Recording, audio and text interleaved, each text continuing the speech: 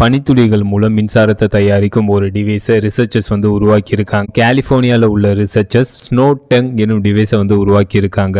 இந்த ஸ்னோ டங் டிவைஸ் பார்ப்பதற்கு மெல்லிய டிரான்ஸ்பரண்ட் சிலிக்கான் பிளாஸ்டிக் ஷீட் போல இருக்கும். ஸ்னோ டங் டிவைஸை இந்த சிலிக்கான் பிளாஸ்டிக் ஷீட்டை சோலார் பேனல் மீது ஒட்டிடுவாங்க.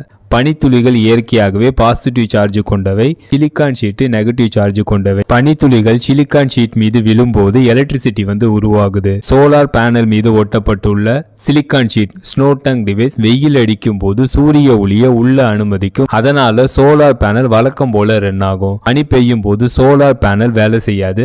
அதன் மீது ஒட்டப்பட்டுள்ள சிலிக்கான் ஷீட் மீது பனித்துளிகள் மோதலால் அந்த ஸ்னோ டங் டிவைஸ் எலக்ட்ரிசிட்டியை உருவாக்குது. வெயில் அடிச்சுச்சுன்னா சோலார் பேனல், பனி பெய்தால் ஸ்னோ டங் டிவைஸ். 24 மணி நேரத்துக்கும் எலக்ட்ரிசிட்டிக்கு பஞ்சமே இருக்காது. ஸ்னோ டங் டிவைஸ் மூலம் உருவாகிற எலக்ட்ரிசிட்டியை பயன்படுத்தி ஹைட்ரஜன் ஃபியூலை உருவாக்க ரிசர்ச்சர்ஸ் பிளான் பண்ணியிருக்காங்க.